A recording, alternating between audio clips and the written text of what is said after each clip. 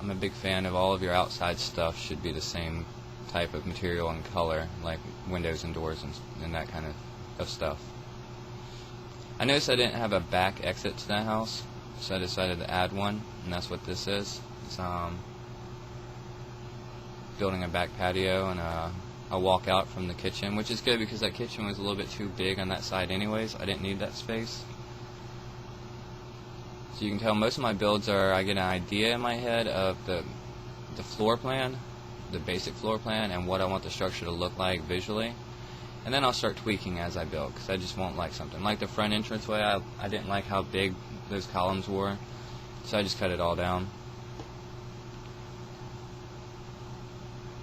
It's becoming more of a description of the build than how I did it. Alright, here's a trick coming up for those that like playing with the texture painting tools. When you paint, it paints outside. Draw you a floor, delete what you don't want, delete your floor. You can stop it from overlaying into other textures.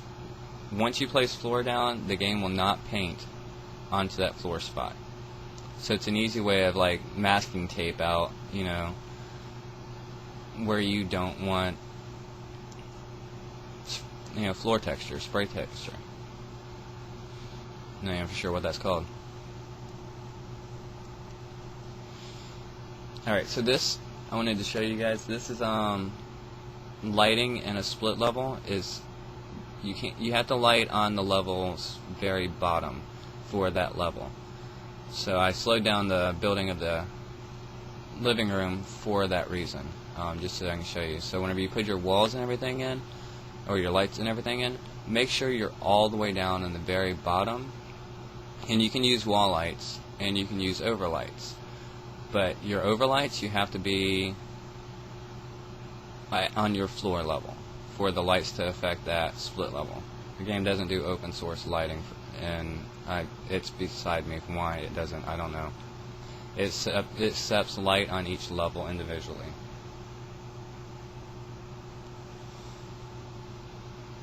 So yeah, that's the kitchen.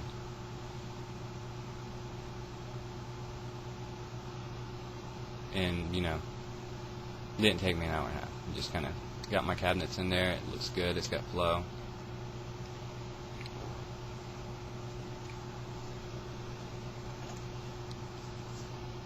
I don't like how small our dining room tables are in Sims 3, so I constructed a huge dining room table. You never know when you're entertaining, you know, 16 people, or Sims in our case.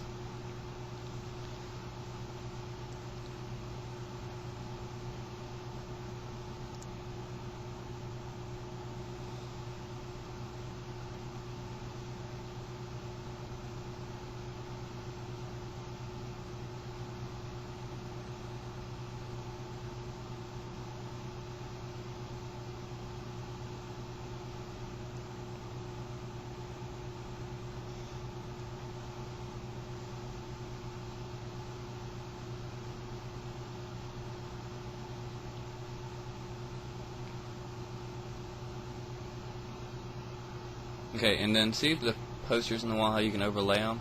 That happens with the split level, which is another thing because it accepts your wall height as a full wall height for the quarter walls, which is nice because then you can layer items. Lights, I did in one house, I did like 3 lights stacked on top of each other, wall lights, and then you can do paintings, stuff and pictures. So you could actually have a teen's bedroom with a bunch of posters on the wall if they gave us a lot of posters, and have them overlapping, which I think is kind of cool. I missed the adjustable height wall hangings from Sims 2. That's one thing that they need to bring back pretty fast. Okay, a little outdoor kitchen area. Eating, got a little fire pit, threw some lights out. I do all of my interiors at night, which might make a problem with my interior design. But I like being able to see what the light's going to look like, so I do it all in nighttime mode. Maybe it's a habit that I got from Sims 2 because you had to put your lights on in nighttime mode, or otherwise they would never turn on. But so I just do the interiors of my house, like the layouts, and then I'll come in and recolor with the lights on. But I do all the objects in the dark with the room lights. Alright, this is going to show you, I'm just doing like a walkthrough of the house real quick just to show you what all is done. Don't stop watching yet because there is a tutorial coming up, important one. See the floating ceilings? Those nasty, ugly, those happen when you split level and you get those ugly ceilings. Just find a way to get your inside walls for them outside. Stairwells, since you're already on a split level, you're going to have a front staircase, like a front walk-up staircase. Just delete the back wall like I did, and it'll show you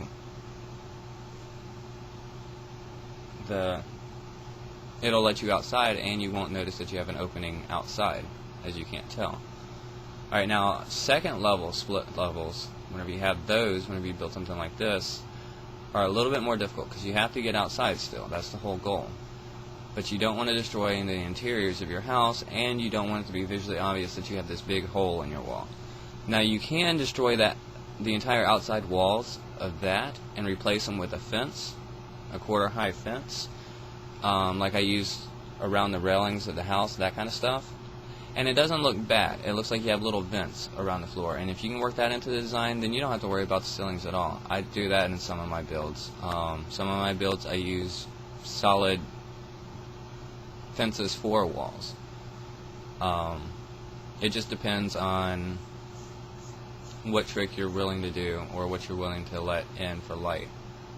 So, see, floating ceilings all gone. These I didn't want to get rid of because I don't want to destroy the little tubes because those are solid. So that is the house.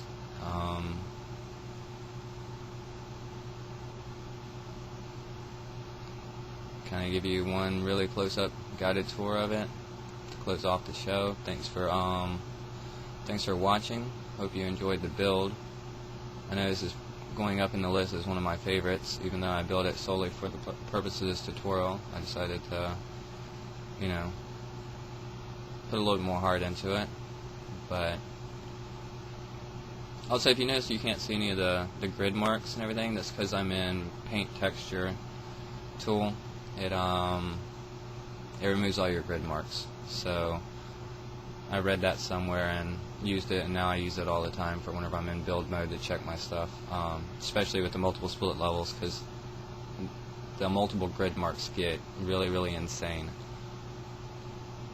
Few detail points. The red on top of the outside coverings, the wooden coverings that are over the garage and the front porch and the back patio area, I use the